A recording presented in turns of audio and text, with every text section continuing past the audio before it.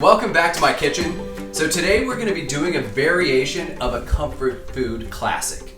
So instead of chicken fried steak, we're making chicken fried steak fingers. So it's basically the same thing as chicken fried steak, but cut into strips. It makes it a little more finger food-like, real fun to eat. So we're going to get right into this recipe. So I've got some Certified Angus Beef cube steak. This is something that you'll usually find at the grocery store. All I did was I bought some of this, about a pound's worth, and then I cut it into strips. So I just kind of went with the length, whatever was longest. That way I can get nice long strips.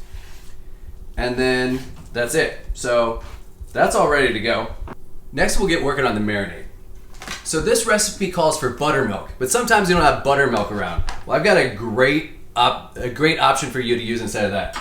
So we've got some whole milk and then a hefty tablespoon of white vinegar. That gives it the acidity the buttermilk has, and it'll give it some extra flavor. I'm also going to put one whole egg in there, which will just help to bind it a little more. And then some salt and pepper. So Aiden, if you want to go ahead and start whisking, I'll just keep seasoning it, okay? Okay.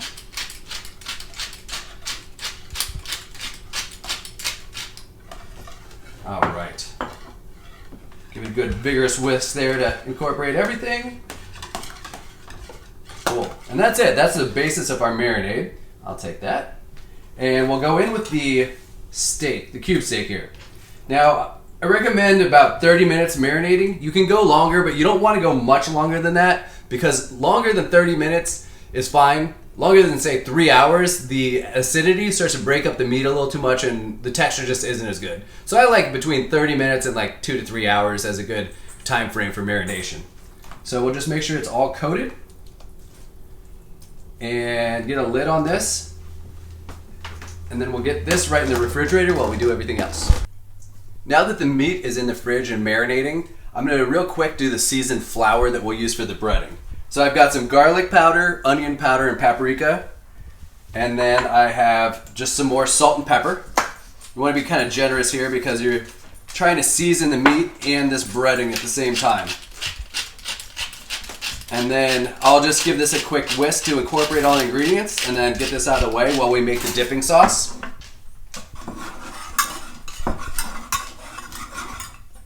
Next, Aiden's going to work on our dipping sauce. So here we've got it's about a tablespoon of honey and a 1/4 cup of Dijon mustard. So basically it's going to be, go right ahead. It's going to be a honey Dijon dipping sauce. Like a honey mustard, but using Dijon. It's a little spicier, it has a little more flavor, and it's actually Aiden's favorite mustard. So that's what we're going to use for the dipping sauce in place of like a country gravy because this is a little more of a finger food. So we'll have a nice honey mustard to go on that. Now that this is marinated, I did about a half an hour, we'll go on to the breading. Now one thing I like to do is actually just take a little bit of this marinade and put it into the flour because this is what gets you all that like craggy, crusty bits, and that'll help with the really flaky, like fried chicken texture for this country fried steak.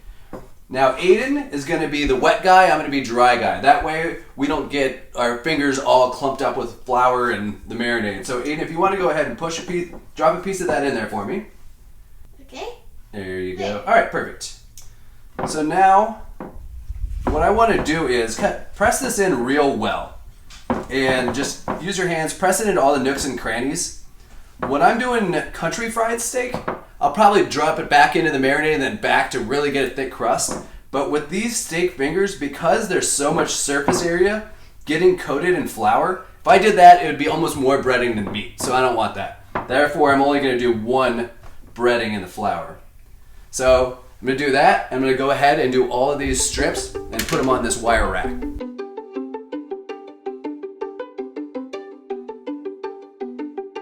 Now that I've got a good coating of flour all over these, I'm going to put them in the refrigerator and let them rest for about 15 minutes while I heat up my oil because I really want to create a nice crust, and that allows the flour to hydrate a little bit, and it just comes out with a better crust if you let it set up just for a little while you preheat your oil rather than going right into a hot oil. Hey Daddy. Yeah, bud? Want to hear a joke? Of course. What do you call a cow with no legs? I don't know. What do you call a cow with no legs? Ground beef. That's a good one.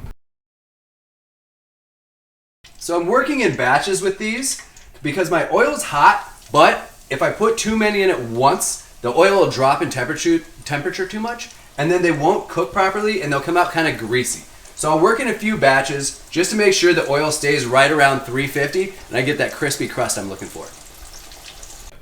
Country fried steak fingers with Aiden's favorite dipping sauce, Mustard!